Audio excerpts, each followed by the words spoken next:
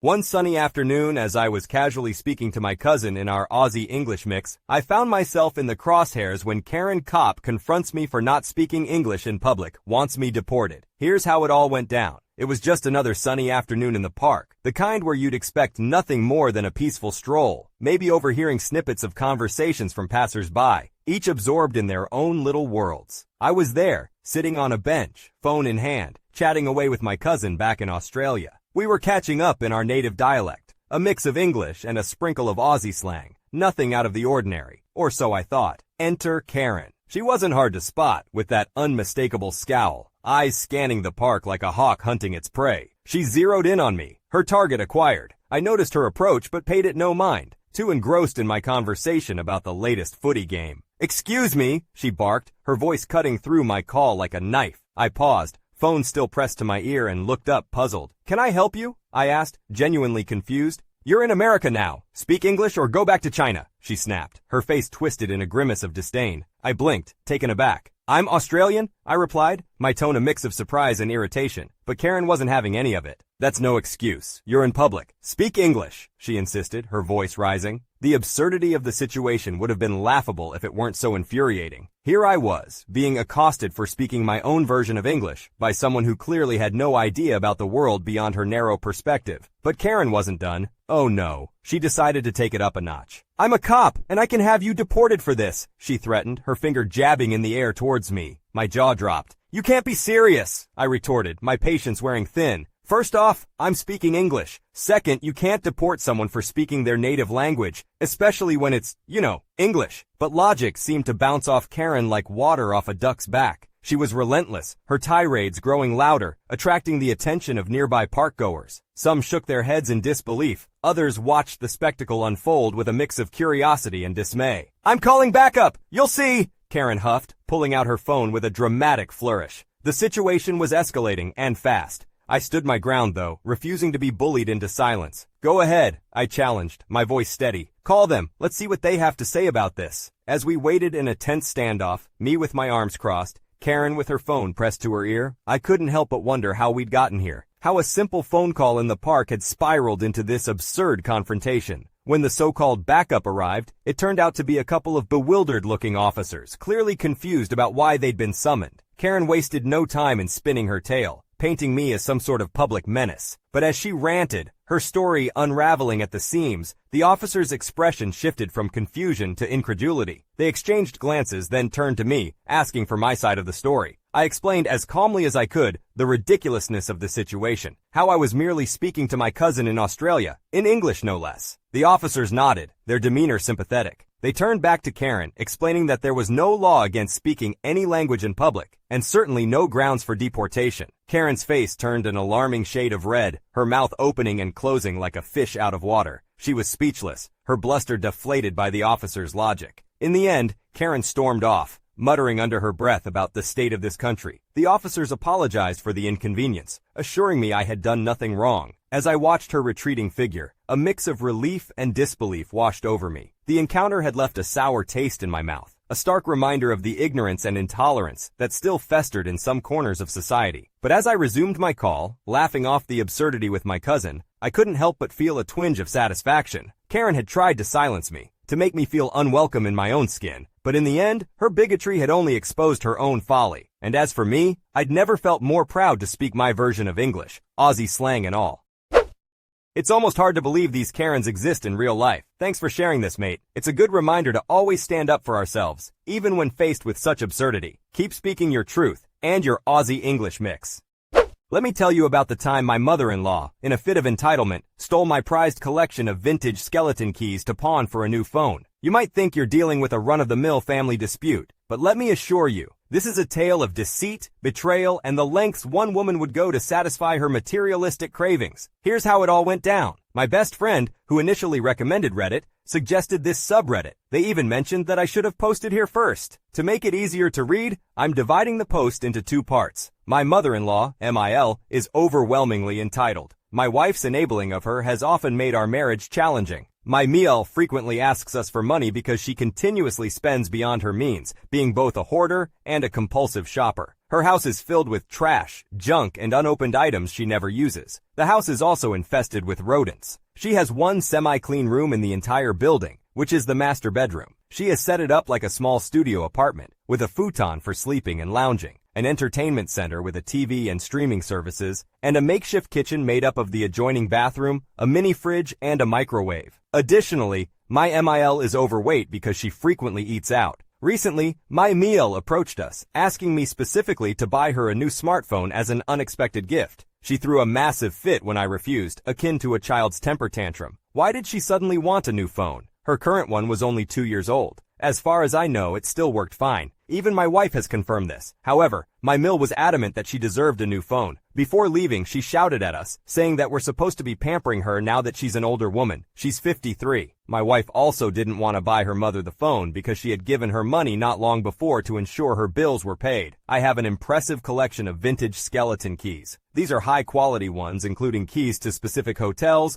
large ornate sergeants, brass railroad keys, reading hardware, etc. My collection as a whole should easily be worth $2,000 to $3,000. Some of these keys are incredibly rare. I kept them in a locked display cabinet. A few days ago, however, I came home to find my entire collection missing. The cabinet had been forced open. I checked the CCTV for the living room and saw my mother-in-law force open the cabinet with a small crowbar. She then put all the keys in a couple of boxes she'd brought with her and left with them. I called my mother-in-law right away and demanded she return my collection. She casually told me she had already sold the entire collection at a pawn shop and used the money for her new phone. Then she blamed me, saying she had to do it because I wouldn't give her the money. My wife seemed to be on my side, until I said I was going to call the police. She pleaded with me to just drop it and even suggested I just start a new collection. I refused to let it go, because many of those keys are not only expensive, they're irreplaceable. I spent 10 years building that collection, but my wife kept arguing with me and telling me to just let it go. So I slept in the guest room that night and sought online help the next day when my best friend told me to try Reddit. I'd been a lurker before, but making an account wasn't hard. My mother-in-law has been trouble in the past, but this was the first time I know of that she'd stolen from us. I needed help, so I asked here. The overwhelming advice finally made me realize I was the only one keeping my marriage afloat, and it would likely never improve if my wife wasn't on my side when her own mother steals something irreplaceable from me. Now to answer some quick questions I got before. 1. How did mother-in-law get into the house? My wife gave her a key when we moved in, that's why. 2. Why did I have CCTV cameras in the living room? Wouldn't you do that if you had something valuable on display there? 3. Is mother-in-law on drugs? No idea, she's always been crazy. 4. Did mother-in-law steal from us before? Not that I have been able to tell, and I've checked everything I could think of. 5.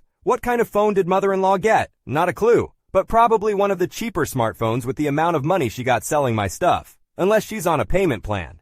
6. Did my wife use my money to placate her mother before? Yes, she did. We primarily have separate accounts, but we do have a joint account we pay the bills with, so it's not used for savings. In 2 years of marriage, I'd say it happened roughly 5 times. Every time my wife took money from the joint account for her mother, she always replaced it on her next payday. Though in hindsight, I think she only did so because she knew I'd never let it go, because she would always have an attitude with me for a few days after. I was in a bad marriage fog before, but this whole situation has snapped me right out of it. 7. Will I lock down my credit? I already have. Though I'm not sure my wife or her mother would be so unwise to do something like that after mother-in-law was recently arrested. I have recovered my collection and hidden it somewhere my wife and mother-in-law have no idea where it is. I'll provide more detail in another post tomorrow. As it keeps being mentioned, yes, I did call the police, an arrest was made, and my wife is now soon to be my ex-wife. Please know that I'm taking many precautions right now. Back to what happened that day, police did come and take my statement a bit over an hour after I called the non-emergency line. I had video footage and the documentation of my collection ready. I also had some texts I went out of my way to get from my mother-in-law to coax her into a confession. I wanted as much evidence as possible so she couldn't lie to the police.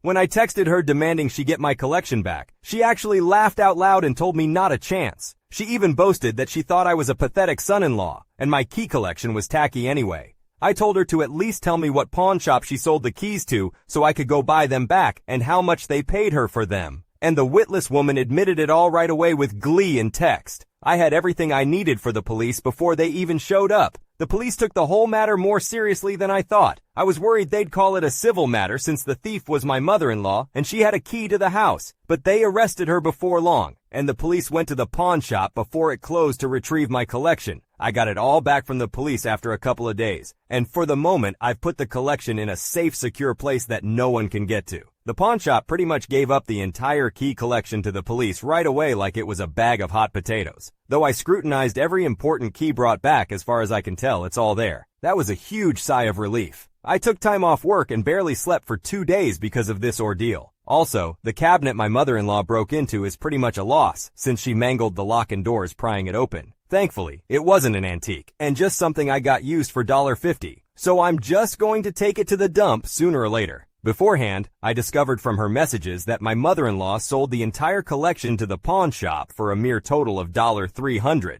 For a collection of hundreds of antique keys valued at $2 to $3 grand in total, that low number felt like a punch in the gut to me. Likely the pawnbroker knew how valuable the collection could be as a whole. I mean, it's not like hitting a jackpot or anything, but money is still money, especially when a foolish little lady walks in with a box of goodies. Anyone else hear Mr. Krabs laughing? Anyway, the cost of repayment to the shop was supposed to be on my mother-in-law, but my wife paid them back out of our joint account instead. From what the shop owner said, my mother-in-law told them the key collection belonged to her deceased husband, and she was sick of the whole collection sitting in storage, so they believed her. But just to be clear, she's not a widow. Her husband divorced her and left the state around 15 years ago. My mother-in-law lives off Social Security and food stamps. She also holds garage sales every few months, and she often demanded our soda and beer cans so she could get the deposit money recycling them. My mother-in-law doesn't drive. She gets around on an electric scooter that tows a bicycle trailer. She lives in a long paid-off house, and she would not be having money troubles if she wasn't overspending every month. And she always counts on my wife to pick up the slack when she comes up short. My wife and I got in a huge argument when she got home because I had her mother arrested. But I told her I'm done with her enabling of her toxic mother. I said I was changing the locks as soon as possible and banning her mother from the house. And I also said that either we got marriage counseling or I'd be inquiring about my options for separation from an attorney. I thought my wife would beg me not to do that, but instead she just called me horrible, packed a suitcase and walked out to go to a motel. I just sat on the couch and let her go. She repeatedly looked like she was waiting for me to ask her to stay, but I didn't. In the morning, she texted me she'd be bailing her mother out and wanted me transfer her the money to pay for it since I was the one who got her mother arrested. When I said no, all I got back was a sarcastic wow, and that was it. Not too long later, I had a gut feeling and checked the balance on the shared bank account, and my wife had taken out a lot of money. I wasn't sure if all that was needed for bail, so I called the pawn shop later. The owner confirmed my wife had come in and paid him back the $300 that he'd paid her mother for the keys. He was also quite angry and said he didn't want any of us in his shop ever again. I understood his anger, and weirdly enough had a fairly long talk with this guy, and he understands now that I'm not part of the crazy. I tried to call and text my wife for hours, but she didn't answer. That evening I managed to find her. I knew which motel she'd likely go to, and I was right. It was both cheap and not far away. I found her car, and then figured out which room she was in. She looked positively shocked to see me when she opened the door. I confronted her about the money she'd used from our shared account. She basically said that since I refused to pay her mother's bail after I was the one who had her arrested, she got the money from me another way. Then smugly stated she wasn't paying that money back into the shared account this time and told me that's the karma I get, before shutting the door in my face. Then said through the door she'd call the police on me if I didn't leave. The smug look she'd given me reminded me of nasty teenage girls when they get their way. It really ticked me off. I already knew my marriage was pretty much over, but that night it really sank in. I had a long sit-down with some old video games and cola to think about my future. The house is rented, so I'm not renewing my half of the lease and will soon be apartment hunting. The last month of the lease is March, but I may leave sooner, depending on how soon I can find an apartment. We have no kids yet, thank God. So that's another thing I currently have in my favor. The next day, I changed the locks on the house and removed all of my money from the joint bank account and stopped all automated payments to and from it. I made sure to take only the amount of money I'd put into the account. There was still more than enough in it for me to break even and still leave the minimum required balance on the account. Either way, the cost of my mother-in-law's bail and paying back the pawn shop was now entirely out of my wife's pocket now. And I don't think she's noticed yet, but it shouldn't be long. I've been to a couple of different divorce lawyers already, and I picked the second one since the first seemed like they were only there for a paycheck. I'll have the divorce papers served soon. I loved my wife, but it's clear she didn't love me, so I can't stay with her anymore. She can have her thieving hoarder mother all to herself now. We both have very comparable incomes, so I'll be pushing for a clean split divorce. This woman didn't deserve me, and I fell for her act. She didn't want a husband, she wanted an insurance plan.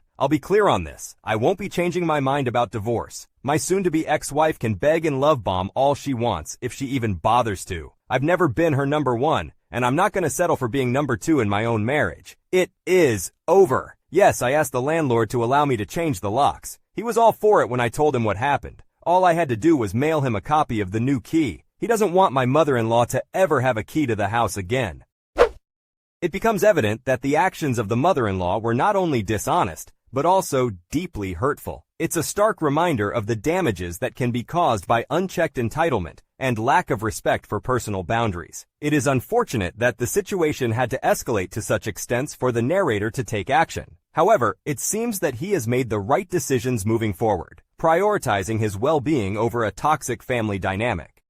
Imagine finding your dream apartment after months of tireless searching, only to discover a hidden nightmare lurking next door. The landlord, who seemed perfectly pleasant, had withheld a crucial piece of information about an unruly neighbor. I was on the brink of a disastrous situation, and it all started with the apartment I thought was a godsend. Here's how it all went down. After several months of searching, I finally found a reasonable apartment. For the past year, I've been living with and caring for my elderly father, who has mobility and health issues. Before this, I was living in an apartment and had put my life on hold to help him after my mom passed away unexpectedly. Sometimes his narcissism made it challenging to care for him. Despite months of apartment searching, I had little luck. Everything was either too expensive, far away, or not up to standard. Sometimes no one even responded to my inquiries. Eventually, I found a reasonably priced studio apartment 20 minutes away from my dad's place, right on the beach. The tenant who showed me around seemed nice and mentioned she was moving out to stay with her mother before moving to Arizona. She also mentioned that the neighbors were being evicted, but didn't elaborate on why. After my visit, I spoke to the landlord over the phone, who lived in a different state, about the paperwork. I noticed a confusing clause in the lease about repairs, which the landlord clarified. I then expressed my interest in the apartment and made a final walkthrough before submitting my non-refundable holding deposit. The landlord's sister, who worked in the office downstairs, accepted this deposit in cash, which I found unusual. She also required the security deposit in cash, though future rents could be paid by check. Today, I returned with the signed and notarized lease and the security deposit. During our conversation, the landlord's sister shared more details about the evicted neighbor, who apparently was a nightmare due to her Huntington's disease. Her noise disturbances had caused significant issues for other tenants. Hearing this, I felt very uncomfortable and upset, and I questioned why I wasn't informed about this earlier. When I expressed my concerns to the landlord over the phone, she accused me of being wishy-washy and tried to convince me to keep the apartment. She assured me that the eviction process was underway and the problematic neighbor might be gone by next month. However, I knew that evictions could take months or even up to a year, and I didn't want to risk getting into such a situation. After the call, I burst into tears and told my dad about the situation. He called the landlord to discuss the deposit, but she lied, saying I knew about the problematic neighbor from the beginning. It seems I may only get my deposit back if she finds a backup tenant immediately. This experience has left me on edge, disappointed, and extremely uncomfortable. I've never been spoken to like this, and I'm upset that I might have moved into a difficult living situation after months of searching. I understand why the current tenant didn't disclose the eviction details, but it's disappointing that I was not informed about the extent of the issue. This story serves as a stark reminder of the importance of thorough vetting and due diligence when renting an apartment. It underlines the need for landlords to be transparent about potential issues that could affect a tenant's quiet enjoyment of the property. It's a tough lesson on the potential pitfalls of the rental process, and it emphasizes the importance of asking for detailed information about neighboring tenants and being cautious about paying non-refundable deposits before all necessary information has been disclosed. You wouldn't believe it, but today I found myself caught up in a whirlwind of accusations, threats, and even a restraining order, all because I had the audacity to snowblow my own driveway. Sounds ridiculous, right? Here's how it all went down. Today was an incredibly eventful day involving a sheriff, a restraining order, and my attorney, all due to a threatening incident with our snowplow service provider. Late last year, our house suffered water damage from a leaky roof, leading to an extensive insurance claim. As part of the compensation, the insurance company arranged for us to rent a nearby house. This new place came with the added perk of a snowplow service. Upon moving in, a heavy snowstorm hit, burying our driveway in snow. Despite the conditions, the plow service never showed up, so I cleared the driveway myself with our snowblower. I reached out to the property owner for the plow service contact and found out it was someone we knew from our small town. Despite the man's questionable reputation, we had never had issues with him before. I messaged him, informing him of our situation, including the presence of a trailer parked on our driveway that might make plowing cumbersome. I offered to help clear the snow around it. His response was positive, assuring me that he would handle the snow removal and I shouldn't worry about helping. However, the next time it snowed heavily, he didn't show up, and I had to clear the driveway so my wife could get out. His employee showed up late at night, saw the clear driveway, and moved on to the next house. I didn't complain, understanding we might be the last on his route. Another time, I had to clear 18 inches of snow from our driveway to pull out my heavy, large trailer to meet a friend for snowmobiling. The plow service didn't show up until late that night while I was out. The situation escalated when the plow service owner texted me, accusing me of taking money out of his pocket by clearing my own driveway. I responded by explaining my needs for early morning plowing due to work. He then called me, and an intense argument ensued. He cursed at me, insulted my driving abilities, and made it clear our house was low on his priority list. He also threatened me and my family when I suggested canceling his contract. Immediately after the call, I contacted the local police and filed a report. I also called the property owners who were shocked and promptly canceled his service. This incident wasn't the first of its kind involving this man, as confirmed by the sheriff's department and local townfolks. We are now in the process of following up with the authorities and have security cameras installed all over the property. So that's been my day. Any thoughts or advice are welcome. Reflecting on this experience, it's clear just how quickly a seemingly simple situation can escalate into an intense confrontation. It's a reminder that communication is vital, and it's important to remain calm and level-headed, even when faced with hostility. Despite the unpleasantness of this situation, there's comfort in knowing local authorities and community members are supportive. This incident serves as a reminder to always prioritize safety and security at home.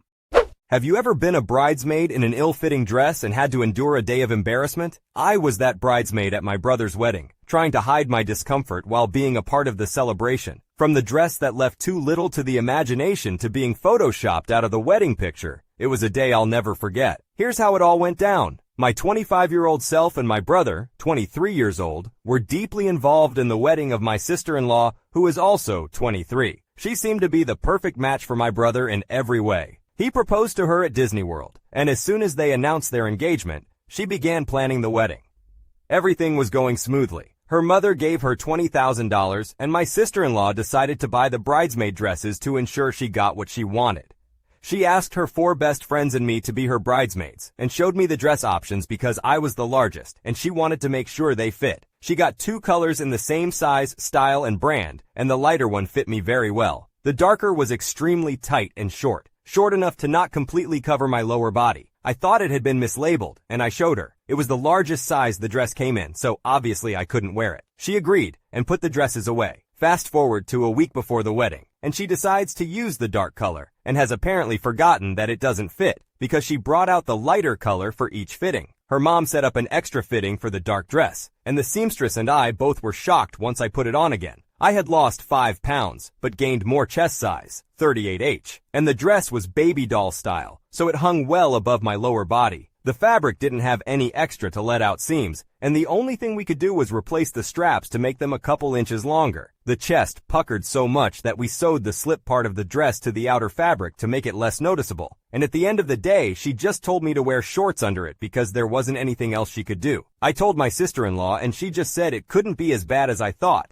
And to deal with it, I said I would rather not be in the wedding at all, and she was upset. She got the whole, immediate and extended family who were already in town, family to talk to me, and I finally agreed to stay on as long as I could wear shorts under the dress. On the day of the wedding, we were getting ready, and I put on my shorts so my underwear wouldn't show. My sister-in-law was upset and said they showed under the dress and I couldn't wear them and to stop being dramatic. The other bridesmaids looked sympathetic but didn't say anything, so I took off the shorts and held the hem as I walked, and the flowers low. I hid in the back of all the photos, and the groomsmen who walked the aisle with me held my elbow instead of lacing arms so I could still hold my hem and my bouquet. Immediately after photos and the ceremony, and with permission from the bride and groom from the day before, I changed into a different outfit. Same color, no embellishments, but longer. When she saw me later, she started yelling at me that I was so dramatic and I was ruining her wedding and to just leave. I didn't have a car with me, so I just sat outside the venue until the reception ended, so as to not upset her further. She now has a photo from the ceremony hanging on her wall, and I've been photoshopped out of it completely. and she's been reminiscing about the wedding recently and including me in the conversations like, "Do you remember the bridesmaid dresses? Oh, they look so good," among other things. I genuinely cannot tell if she just doesn't remember or if she's trying to be mean. I am autistic and not the best in social situations, so I really don't know if I'm being dramatic or if I should have just said no to being in the wedding even through the pressure of my family. And when I told my parents and brother when we are all together one night that the whole situation made me feel pretty bad, they all said that I was being dramatic. It was her day, and it's their house, and they can hang any art they want on the walls, and to stop complaining about the past. I hadn't brought it up at all since the wedding, so I didn't think I was complaining all that much, but maybe I was. Maybe I made the day more stressful for my sister-in-law than it needed to be. Maybe she just wanted to forget it happened, and that's why she photoshopped me out of the photo. Am I the jerk? What do I do? Yes, I completed the fitting with the mother of my sister-in-law's friend, but once it was done, I walked out into the living room where my parents, grandparents, brother, sister-in-law, her mother, and one of my cousins from out of state were sitting. The seamstress came out with me and said there was nothing more she could do without altering the dress or adding more fabric to it, and suggested I wear shorts underneath. Everyone agreed, and my sister-in-law very adamantly said no to adding fabric or altering the dress. It's hers. She bought it. So it was decided, about a week before the wedding, that I'd have shorts on under the dress. I made sure to buy 3 separate pairs for my sister-in-law to choose from, all the same color as the dress.